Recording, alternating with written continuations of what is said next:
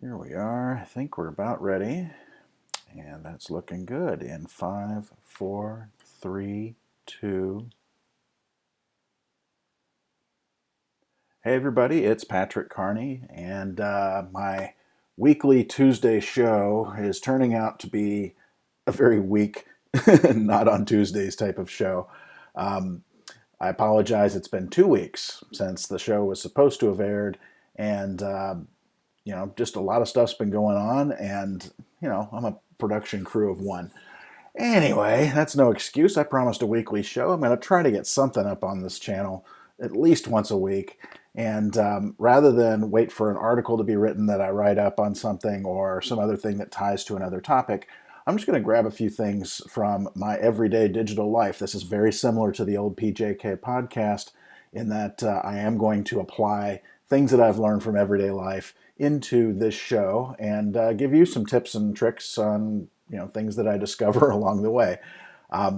So I just got back from Atlanta. I drove from St. Louis to Atlanta and stayed for a few weeks down there. I had a lot of fun. I went to the Siege Conference, which is the largest video game conference in the South. Well worth checking out. It's not as big as E3 by a long shot, but they had some really good panels and stuff, and really sharp people there. So it was fun to see that flavor of the games industry and rub elbows with those people. Also, on the way back, my car, I was about a mile and a half away from my home in St. Louis, and the car broke down. I'm glad it didn't break down anywhere in the, uh, in between, in some of these smaller towns in between. But it kind of just, it got to a red light and then just died. And I, threw it in the park, started it up again. Okay, it got going again. Managed to get home, but I was really worried about it. And so the next day I took it to the repair shop that I normally go to. And I say normally, I'm not really fond of them. I've only been there about 5 or 6 times for various things. But each time you get this thing, it's like, I don't know if it's just, endemic with owning a BMW, but it's just, why does everything cost so darn much for this car? And these guys just charged me an arm and a leg. And I was like, you know what? This time they gave me a whole bunch of stuff that they said was wrong with the car. And then they told me that it needs 4 new tires. And I was like, 4 new tires, really? And they said, yeah, you need 4 new tires. I said, that's funny because the tires that are on there are less than a month old. I put them on last month, and they still have the little knobs on the sides, the little, rubber tips that stick out on the sides. So I was like, are you sure you looked at my car? And this kind of gave me the big, raised eyebrow impression. So I went online. Actually, I'll pull up the site. I went online and found this site here called RepairPal.com. Now these guys had given me a quote of about $1,200 to fix the car. Everything on this car is $1,200 minimum, right? It's 2,000, whatever. It's like then when the check engine light comes on, it's more like the I need another couple grand from your light. But I got on there and I punched in the stuff that they were talking about. In this case, valve cover gasket replacement for a 2007 BMW in Baldwin, Missouri, and got an estimate from $587 to $871, which breaks down to a lot of labor. They got to tear a lot of stuff apart on the car, and a few cheap parts here. But that's a lot better than $1,200. So I'm going to take this, and it also gives you a couple of shops that would honor this estimate that are nearby. And then there's a couple others that are near me as well that would also honor the estimate. So I'm going to go check that out. But wanted to let you guys know about this site, RepairPal.com, because you can just punch in what your car is, what the make and model is, where you live, that sort of thing, and what you think's wrong with it, and it will give you an estimate that's based on other people getting their cars fixed. But it's you'll know if your current mechanic is jacking up the price or not. And since I don't know anything about cars and mechanics and whatever, this is a good service for me. So I wanted to point that out to you. Another cool thing that happened while I was in Atlanta was I was able to perform my first wedding as an officiant or a minister. In Atlanta, they just, it's less than a year old, I think. They just allowed same-sex marriage. And so I was pleased to be asked to officiate my sister's wedding to her longtime partner. And so I had to get my credentials. I've been in this Universal Life Church. I'm pulling up their website right now. I've been in the Universal Life Church for many years, but I didn't have my certificates and stuff with me. But I was not going to get out on a technicality, so I said, nope, I'm going to have them FedEx my stuff. And they sent my stuff over, and I, gave them a really nice wedding, really intimate setting. It was just in their living room with just a couple of folks that came from down the street to witness and that sort of thing. And so we'll do something special with them later on this year. But it was really cool. I was able to get my my license and everything sent to me over FedEx. It was super fast, and it all worked out. So if you want to give friends of yours, if you want to be a minister or what have you, you can do that yourself. If your friends are getting married and they don't want to really do it in a full church setting or what have you, go check out ulc.org, and anybody can sign up for it. You get this ordination package, type of thing, and you can get a little certificate that says you're approved to do these things. And it's totally above board and totally legit, and it works in every state. And there's some states have different things that you got to fill out and sign or what have you to provide with the actual marriage license and certificate. But it's all legit, and I'm super happy for my sister. So congratulations to her. And I was glad that the Universal Life Church was able to hook me up with the appropriate credentials to make that happen for them. One of the reasons why I was hoping, because the way I've set this up with OBS is I was hoping to be able to here, let me pull this back up, to be able to do one of these shows once a week. And I'd set it up so it works on my laptop, and I've got a second monitor right here. So laptop, second monitor. And I was all set to go for just doing it off the laptop, and I even have a special screen just for the laptop. Here, I'll give you a peek. There it is. But when I got to Atlanta, and I'm sorry, not Atlanta, when I got to Los Angeles, because I went to Los Angeles right after Atlanta, so I've been doing some traveling. When I got to Los Angeles, I pulled out my laptop case out of my suitcase, and it was very light. Turns out my laptop was gone. And I'm guessing the TSA guys had it. I don't know. But I wasn't really that worried. And the reason why I was just like, okay, I remember taking it. The last I remember is the TSA guys did take it out and said, we got to run this through again. And then they stuck the laptop case back in my suitcase, which I thought, oh, okay, I'm just, fine. I'm just going to zip back up the suitcase, and I took off. Didn't realize my laptop was in the bin behind it until I had, gone all the way to Los Angeles. And so this is my laptop sitting in a bin somewhere in St. Louis. So that was awesome. Well done, Patrick. But like I said, I wasn't really that worried because I've got several things going on that laptop, as I have on my phone and some other things as well.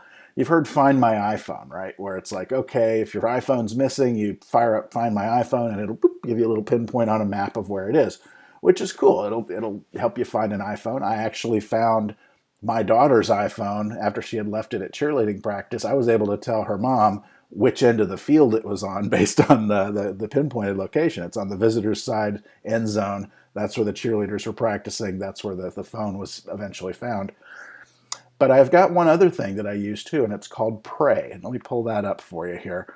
Pray is a free open source service that for free you can get up to 3 devices, and it will track these devices on it.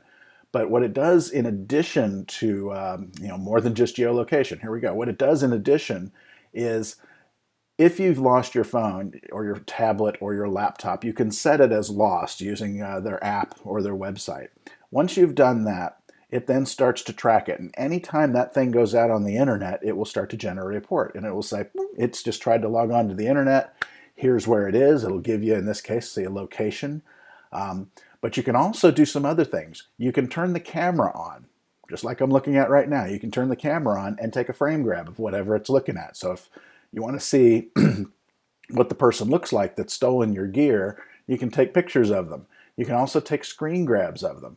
You can also do keystroke logging. So the idea of, okay, so some nitwit stole my laptop, has fired it up, and is logging into their Gmail account and starting to erase all my stuff and everything. Okay, well, I'm going to keystroke log that person. I'm going to have location, a picture of what they look like, time and date stamps in the reports, as well as keystroke logging, so I can tell what their password is for their Gmail account and their Facebook account and all that other stuff. Now, also, I can send messages directly to this person. Bing, that's a stolen computer. Please return it. There's a $50 reward, whatever it is. that kind of thing. And if the person chooses to ignore it, then okay, I hand all this material over to the police, and the police have a better idea of who to go after in this case. But that's free for 3 devices. You can pay for it to get it for more devices, but you can also lock the computer up entirely, as you're seeing here. But worth taking a look. Like I said, it's an open source thing. So it's got a community of people that have been working on it for several years. Here's the different pricing plans. If you're interested in actually paying for it, you get more features and things like that. But well worth looking into. And like I said, I wasn't worried about my laptop because I knew if it was truly stolen, then I'd certainly be able to track it. If it was left at TSA like I suspected it was, nobody tried to log on, so it never even fired off a report. They just pulled it to the side and it sat in the lost and found until I called for it.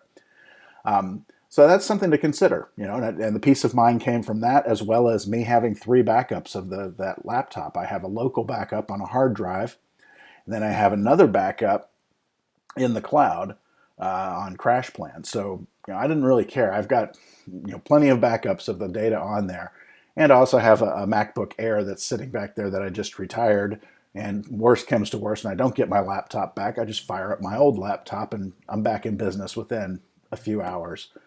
So worth checking out, the Prey Project. So it's PreyProject.com, and you should definitely check that out. One of the other things that I did while I was there was I got to talk to my daughter in Los Angeles, and she's a teenager, and teenagers and their phones, they're just glued to these things, and you can't peel them away from the phone. It's this, this is how I talk to my daughter, right? And good luck peeling her away from that thing. But she's also, had some issues with her social life and things like that. That a lot of it's fueled by drama that comes from the phone and things like that. And I wanted to point you to a podcast. A friend of mine, David Spark, puts a podcast out, and it's called The Teardown Show. And in particular, this episode, because I actually got a shout out on the following episode, because I told him that I asked my daughter to listen to it. Here's his show. You can go to podcast1.com and do a search for The Teardown Show. But look for episode number 145 here. If you care about your children, you won't miss this very special Teardown Show. What he does on this episode is he and his co-host, Michael, they interview a couple of teenagers, and they talk about their usage of social media and what they use it for, what they use Instagram for, what they use Twitter for. Do they use Facebook, or is that for old people now? Stuff like that.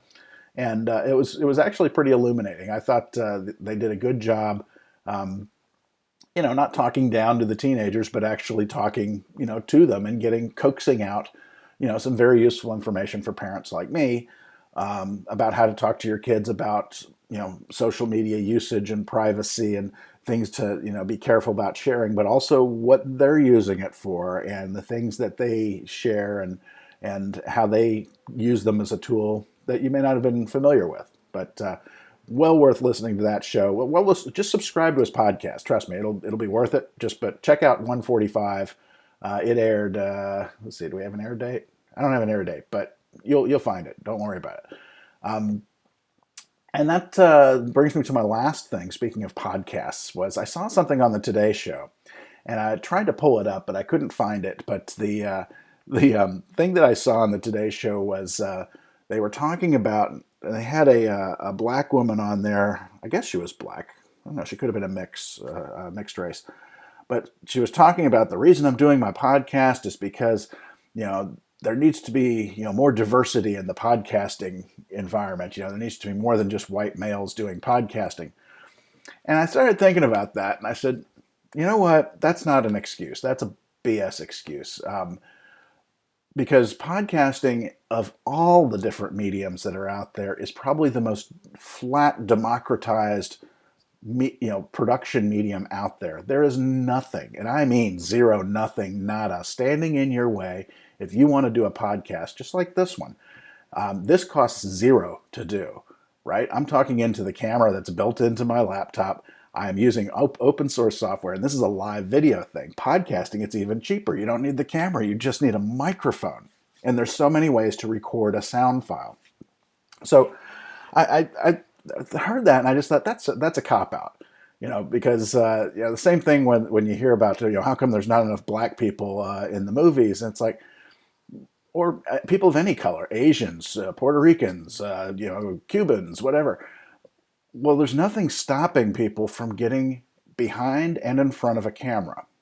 Same thing with podcasting. Nothing stopping anybody from getting on a microphone. If you got something to say, the medium is there. It's not waiting for permission from anybody to say, can I do a podcast? I don't know. Should I maybe? It's like, nope, there's no permission necessary to do this. And it is free. You can get it out there and you can put it up for free. And one thing I wanted to point you to, if you wanted to get started, this was a good sort of primer for me. My first podcast was in 2004, the PJK podcast. And I had done another podcast a couple years ago, and it had just been a long time, and I didn't remember all the tools that I used and all the software that I had to use and all that sort of thing. So I came across this guy who got a podcast about making podcasts. He's called the Podcast Answer Man. You can find him at podcastanswerman.com. His name's Cliff Ravenscraft. And he's got for free a bunch of different articles and resources and things. Look at all this, using WordPress for podcasters, equipment options for any budget, learn how to podcast 101. I would start there. I mean, it's a free step-by-step how to set up and do a podcast. And then, you can spend a bunch of money if you want on equipment and things like that. But I would bet that 100% of the people out there that are thinking about doing a podcast already own and have the means to record a podcast, whether it's a smartphone or a laptop or an old computer, what have you. But I highly recommend, if you've got an idea for a podcast and you want to get it out there, just get it out there. Don't complain about, it's just white males and stuff like this. That's a total bullshit cop-out excuse. Get out there and put your voice out there. There's nothing stopping you, and we want to hear it. Everybody has got something to say, and now you have a means to say it, so there's really no excuse. Get out there and do that. And with that, this is kind of a long show, but that's the end of my show this week. Hope it makes up for missing a couple of weeks in there. If you heard anything interesting, or you've got questions on anything, or want to follow up on any of these topics that I've talked about, shoot me an email, leave me a comment down below, find me on Twitter at PJK, any of these social media things down below here. Hit me up on any of those things, and I'm happy to hear from you. I'm happy to talk right back to you. And hope to see you in 1 week. That's going to be hope to see you. I'm going to try it. My weekly show has to come out at least once a week. If you have topics you want me to talk about too, by the way, the election's coming up. That might be an interesting one. Real-time data and research is very interesting to me, and how to filter out the things that come from too far right or too far left. That's a good topic. How to actually do constructive research and find non-affiliated sites for fact-checking and things like that. Maybe that'll be next week's show. I don't know. You tell me what you want to hear about. Maybe you're sick of politics. You want to just talk about video games. I don't care. But that's what I've got for you this week. Like I said, thank you so much. If you like what you're seeing, like, favorite, subscribe, do all that social media fun stuff. And I will see you in 1 week. Have a good week. Bye-bye.